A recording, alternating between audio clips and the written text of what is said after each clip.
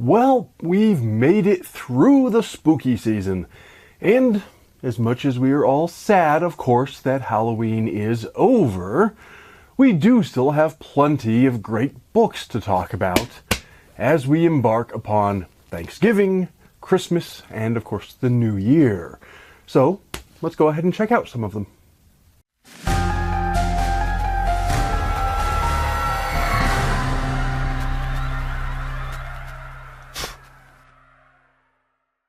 Well, as I said, we've made it through the October spooky season.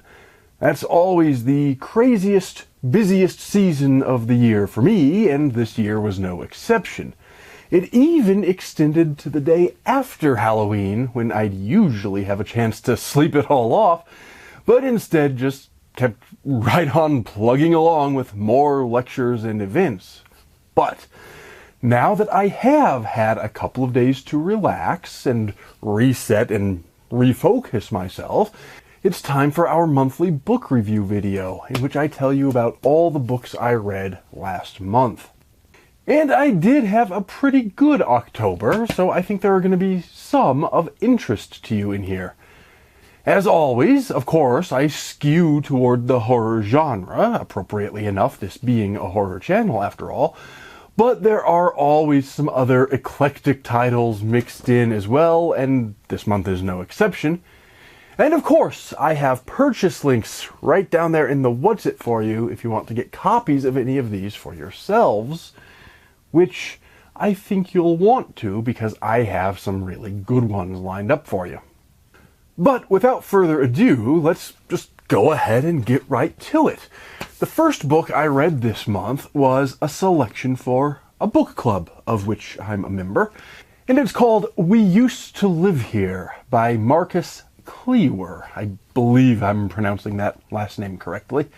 Regardless, I knew next to nothing about this book going into it, other than that it was a horror novel, and that my book club had chosen it.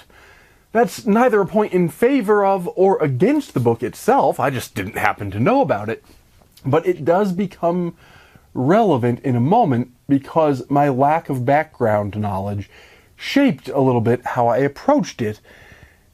And we'll get there, but that's just something that you should know, that I didn't know quite what to expect, and that affected how I enjoyed it, and I'll explain why in a moment. But before we get to that, the basic premise here is that this young couple has moved into a new house. Kind of the way so many horror stories start, but they move into this new house, and one day, while only one of them is home, the other's off at work or something, there's a knock at the door.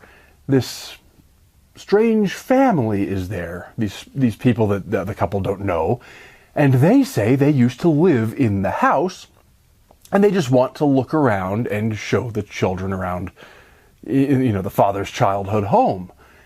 In the real world, most of us would find that a slightly awkward situation, but not an entirely unheard of one.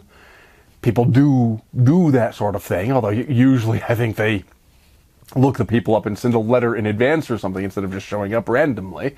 But in a horror novel, that's going to set things in motion that probably won't end well for at least someone involved in the story, and that is indeed the case here. But contrary to immediate expectations, this doesn't shift into a home invasion story. Instead, it treats us to a bit of slow burn horror, as this visiting family don't turn violent, but they seem slightly wrong or strange for reasons neither the reader nor the characters can quite put their fingers on. And things ultimately lead in rather unexpected directions, although I won't spoil too much here because I think the fun of the novel is uncovering the mystery as you go along. One of the interesting things I noticed quickly is that there are many little interlude chapters, sort of epistolary style in between the main narrative, throughout the whole book, and these are punctuated with little bits of Morse code, which I dutifully translated as I read, and which slowly began to hint at more of what was going on behind the scenes of the story. That was a nice touch, I thought. But then the novel eventually ran even further with that idea, treating us to more substantial codes and hidden messages and ciphers that became increasingly difficult to decrypt or translate. Some eventually became so frustrating that I took to the internet for aid, which I don't like to do. I like to solve my ciphers for myself, and I'm pretty good at it. But I did take to the internet for aid, whereupon I discovered that in order to solve some of them, and this was the reason that I was struggling, you actually need clues from an alternate reality game which coincided with the book's publication, but which the novel itself never directly alluded to. So I didn't know about it, and that felt like a bit of a cheat to me, because you need these clues that somebody like me had no way of being able to uncover without actually trying to cheat myself and looking up clues on the internet. Although I was eventually able then to gather the information needed to solve all the puzzles, so I got all of the answers and no real harm done. Ultimately, I did not find those solutions to the puzzles necessary to understanding or enjoying the book, so I don't think that's too big a deal. The book itself was engrossing and exciting throughout, but then it left the reader feeling like we'd only just gotten the tiniest taste of a much larger mythology, and I found myself wanting quite a bit more by the end of it. And I mean that in both a good way and a bad way. It's good because it means I found the book so good I wanted more of the story. That's good. But it's bad because I found the ending left far too many loose threads for my own taste. And the solutions to the various puzzles allude to some of the solutions without ever really providing the deep, satisfying conclusions to the mysteries that I was looking for. But if you like a book ambitious enough to risk feeling a little bit convoluted, and yet with a clear sense that the author always knew exactly what he was doing, even if it never quite makes it onto the page in every case, I think you're going to like this one. Though it's far from as complex or convoluted, I do think this will appeal strongly to fans of House of Leaves. Both thematically and in terms of structure, I noticed certain parallels between these works. House of Leaves, of course, being substantially longer, much more convoluted, much more experimental, much more ambitious, and probably deeper, yes. Although I have to admit I preferred this one because I found House of Leaves, while interesting, not all that pleasant to read, whereas this one actually was, for the most part, enjoyable. And next up is not a horror novel, because we're going to alternate as much as we can between our favorite genre, which is the bulk of what I read this month, and a little bit of everything else interspersed one by one in between the horror. The one in question for now is The Far Edges of the Known World, Life Beyond the Borders of Ancient Civilization by Owen Rees. This is quite an interesting history book. Rather than focusing on all the major threads of ancient civilization we've all read about so many times, the Greeks, the Romans, etc., this one treats us to stories of what we know of several smaller regions of civilization around the periphery of those big players that we've all read about so many times. The book's description promises a revisionist history. In fact, the flap says, a revisionist history of the ancient world that shifts our focus from Athens and Rome to the long-ignored societies on the borders. Now, that word revisionist always raises some mental red flags for me, but fortunately all that seems to be meant in this case is that the book treats us to lesser-known historic societies. The book is presented largely as local vignettes, treating each region or group of people briefly but thoroughly before moving on to the next, and they're largely disconnected. It's structured in an organized way, and all the tales are quite interesting. Admittedly, some more interesting than others, although I suspect each reader will form his or her own independent opinion as to which is which. Which one was interesting to me is probably less interesting to you, and vice versa. But there's relatively little through line or overarching story connecting them. In a way, that may be the author's point. Perhaps reading history as leading inexorably from Greece and Rome to ourselves is too just so and leaves too much unspoken. However, if one wants to take the book's description at its word that this work intends to revise rather than merely to expand our understanding of history, then I don't think the disconnected tales of largely disconnected societies accomplishes the task without more connective tissue between those chapters to further build the thesis. For my part, though, I'm actually glad it didn't take that approach, because I find this expansionist rather than revisionist approach more interesting and more palatable.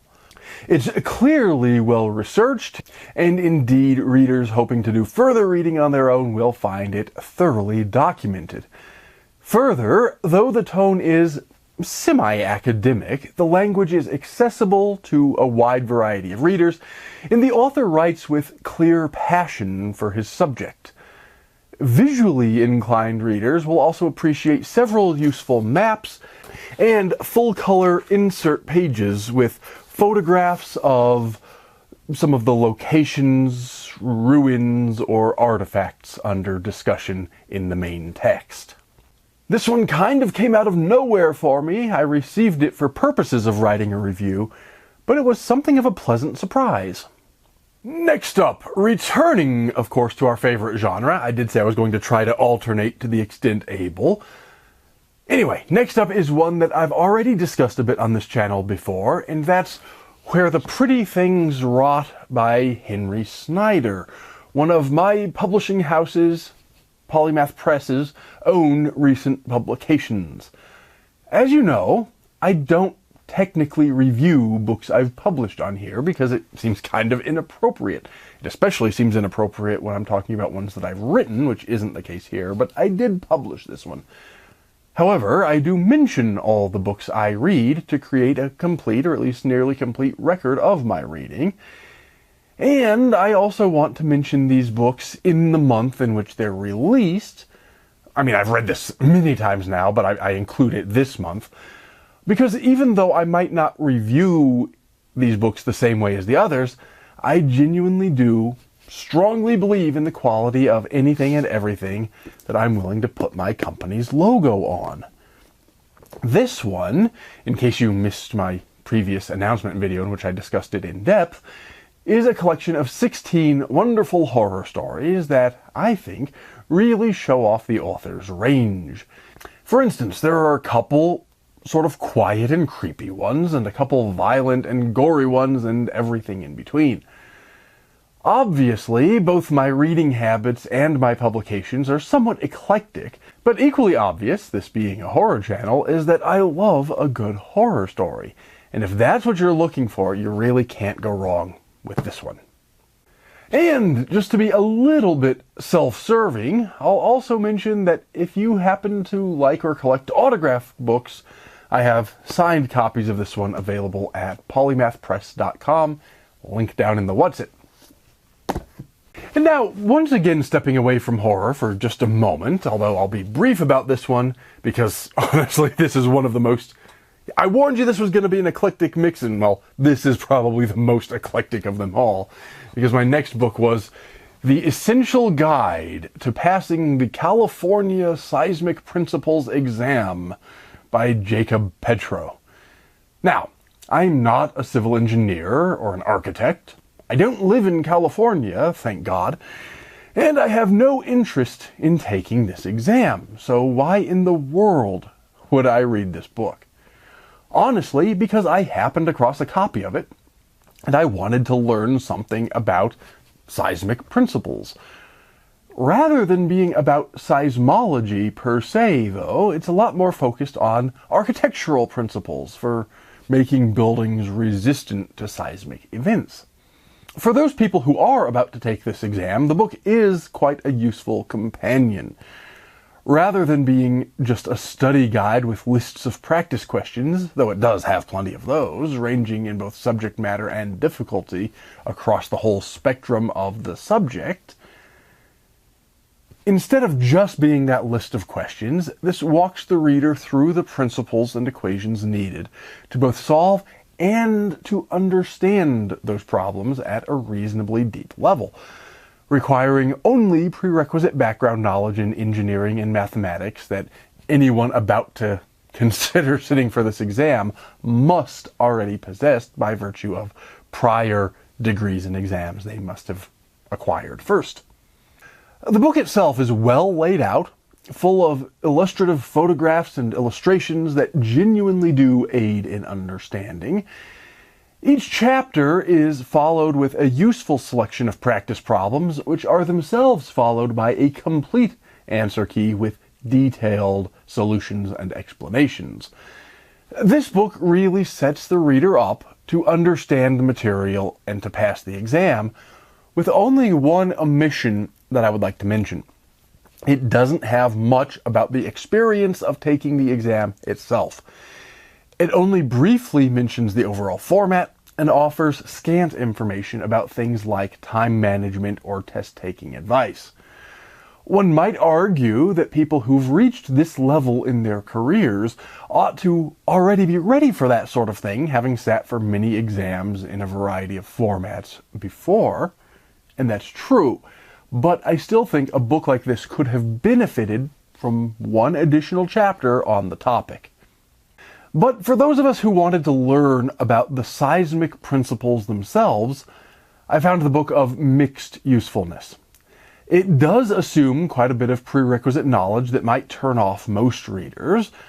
For myself, though not an architect or engineer, my mathematics and physics background is sufficient that I didn't struggle to understand any of it.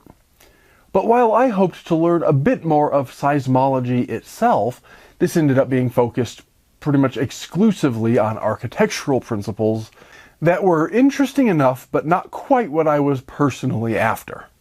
Now we're back to horror, or at least to the horror adjacent, with Elvira's Cookbook from Hell by Cassandra Peterson, of course, who is Elvira herself, and co-written by Kim Laidlaw, although you won't find her name on the cover, you'll find it only on the title page. This is just what it says on the cover. It's an Elvira-themed cookbook. Even if you never want to actually cook any of the recipes contained herein, I think Elvira fans are going to love this, if for no other reason than that it's so beautifully presented. It's in this great hardcover format and has full color photographs of almost but not quite all of the dishes and cocktails described. Introductions to each chapter are written with a full helping of the classic Elvira wit. Introductions to each recipe likewise, although to a slightly lesser extent. The recipes themselves, then, are a masterclass in efficient transfer of technical information without overburdening the reader or obfuscating the message with too much of that themed wit. To me, that's a good balance for a book like this, between preserving the theme on the one hand and making it entertaining and pleasing the fans, while also on the other hand making it easy to simply learn the steps you need to replicate the dishes. I was also quite pleasantly surprised to find that in addition to the recipes for food and drink, it includes short descriptions of how to make spooky crafts, the likes of which you might want to display on your table for a Halloween party. And in fact, there are tips for hosting a Halloween party as well.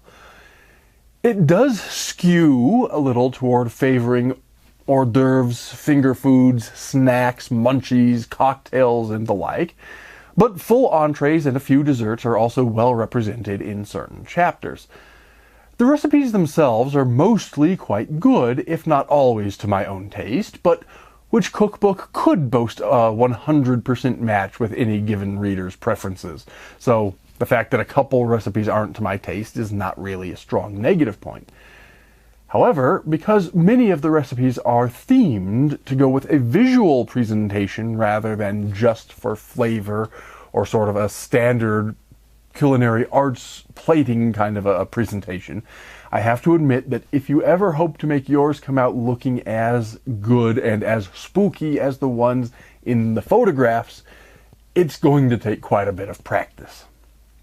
At the end of the day, it's a much better and more serious cookbook than I expected from what I initially thought was going to essentially be just a novelty publication. It may not be the best cookbook I've ever read, and it's not, but it is quite good, and it's certainly one of the more beautifully produced ones. Equally important for a book like this, it's thematically on point and sure to please any Elvira fan out there. And I was particularly pleased because my copy came with this wonderful little bookmark with a ribbon, and indeed mine is also the autographed copy, so this fits nicely in my collection. Next up is the last of our non-horror books before we close out the month firmly in our usual genre.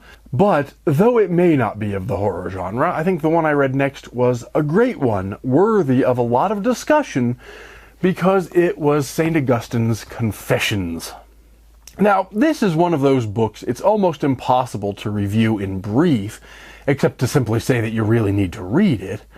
But how and why one reads it is going to vary from reader to reader, and that's part of why it's so hard to come up with what to say in a brief couple of minute long review. So instead of trying to truly review such an influential classic in the same sense I do some of these other books, let me point out a few things about its structure and why different types of readers from different schools of thought ought to grapple with it. First, to its structure. It's divided into 13 books, each written in the form of a long and personal prayer to God, the first 9 of which are autobiographical, and the last 4 of which are more philosophical or theological in nature. With regard to the autobiographical chapters, one major reason any reader ought to study it is that this is the first true Western autobiography committed to the page, or at least it's a strong contender for that honor. As such, if you're interested in autobiography or in the development of the written word, and you're watching a book review video, so I have to imagine you have at least some passing interest in literature, then this one deserves a place of honor on your bookcase for just that reason alone, its historic significance. Christian readers, particularly Catholic ones, although Christians broadly, will also find a lot of value in these autobiographical chapters because they're largely the story of Augustine's conversion from a great sinner to one of the most famous and most revered saints in the Church. He meticulously details every step of the entire process of his conversion, every step forward, every false start, every objection that came to his mind. And remarkably enough, his story, lived out and written more than 1600 years ago, still bears striking resemblance to the various triumphs and tragedies we all still contend with, religiously or secularly, more than a millennium later. It also gave me one of my favorite quotations, which I think we can all find relatable. "Lord," he wrote, "give me chastity and continence, but not yet." How relatable is that? We all have some vice or habit or whatever it might be that we know we need to get rid of, but not yet. Not until we've gotten that one more moment of enjoyment out of it, even if we know how harmful to us it may be in the long run. This is deep thought presented with a sort of charming wit that I think should appeal to any reader. But who else might be interested in this book? Well, scientists, for one. In fields like genetics and psychology, a lot of modern science is done by comparing the traits of twins. In that way, we can try to determine what may be genetically predetermined and what might be determined by environment or experience and those kinds of things. Well, Augustine was, believe it or not, the very first person, as far as I know, to suggest that sort of reasoning, right here in this book. And skeptics will also appreciate the argument because it was made in the pursuit of debunking astrology. To oversimplify Augustine's point, just for brevity, if twins were born under identical astrological conditions, his argument goes, why then can they have such different personalities and experiences? We can then join the scientist's interest with the philosopher's next, because he also wrote a detailed treatment on the subject of time, which preceded modern perspectives on the subject from the field of physics, but influenced such philosophers, and I'm mentioning here both on the subject of time specifically and just about everything else, influenced philosophers from Wittgenstein to Pascal to Heidegger to Kierkegaard. I will admit, it's not the easiest book to grapple with.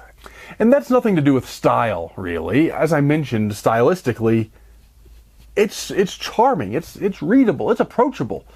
Yes, it's somewhat ancient, but Augustine wrote in a direct and conversational style in his original Latin, and most translators, including whoever translated my Penguin Classics edition, have maintained that style well. But it spans genres and deals with deep topics, so it's the kind of book that will require some serious mental effort on the part of the reader. You can't just absorb this on a single reading without reading a paragraph or a chapter, setting it aside, thinking about it for a while, maybe rereading and having a dialogue with yourself and with the author. It takes some serious effort. For that reason, despite its fame, I think relatively few people have probably ever read the whole thing cover to cover, but I'm here to tell you that you should. Don't just limit yourself to the most famous passages. Obviously, the most famous passages are famous for a reason, but there are deep wisdom and hidden intellectual nuggets buried in these pages, and we could all benefit from unearthing them. Next, we return to the horror genre for two final books for this month. First of those was a collection of short stories called Twilight at the Gates by Mark Allen Gunnels. Before reading this one, I'd heard the stories collected herein compared to The Twilight Zone, which has long been one of my favorite television programs, so I was all kinds of excited to dive in and get started. We're treated here to no fewer than 31 stories, along with an introduction, a sort of a love letter to the Twilight Zone itself, and story notes crammed into a relatively thin book here, fewer than 200 pages. To be precise, 171 pages only. So this thing moves fast. On some level, I think that was intentional. The kind of storytelling the author seems to have been going for here is known for its short form centered around some kind of a twist. And that's what these stories attempt to do. But I also think the pace is something of a downfall for many of these tales. To fit so many stories into such a short space, each necessarily needs to be much more flash fiction rather than a fully fleshed out short story. And that's fine as far as it goes. I'm not opposed to flash fiction. But an entire collection of nothing but leaves something to be desired. We never really get the chance to learn about, much less care about, any of the characters. So when those Twilight Zone-esque twists do come, they don't have the impact they really ought to have. If I really had become invested in the characters, if we had spent 10 pages getting to know and love these people before the horror happened, it would have much more impact. That's not to say they have no impact at all. A few of them really did surprise me in a delightful way, although I also found many of them entirely predictable. The thing that made The Twilight Zone so great was that the twists always felt, as writing instructors always tell their students is appropriate and should be the goal, simultaneously surprising and inevitable. Most of them here just felt inevitable. If I didn't know the author to have had a somewhat productive career already, I would have guessed them to be the early attempts of a talented but unpracticed new writer. The quality of writing itself, the quality of prose itself and editing, would have further supported that hypothesis. But instead, knowing that the author has had a fairly long career, I guess we just have to treat these as vignettes the author never quite bothered to turn into complete stories. Perhaps I'm being too harsh. This wasn't an entirely unpleasant read. Many of the stories were intriguing, which is part of why I found it disappointing that they weren't developed further. And it's certainly a quick read. You know, I sat down and read this in a single sitting, so I'm not saying it isn't worth a couple hours of your time, because it does take just a couple hours of your time.